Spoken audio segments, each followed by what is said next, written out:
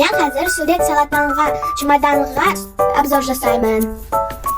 Мынандай алды, мынандай атты. Қазір біз ашамыз. Қазір біз ашамыз.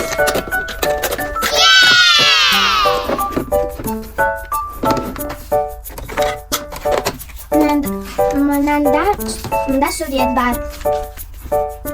Мынау трафарет. Мынауды біз былай қоямыз. Сосын біз можем былай қоюға. Сосын біз мында қағаз қоямыз.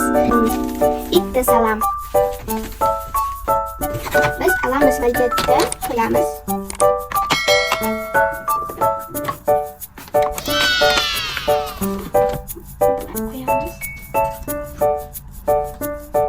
Қазір біз мынаны күшіктін сурет саламыз. Сначала басымды саламыз.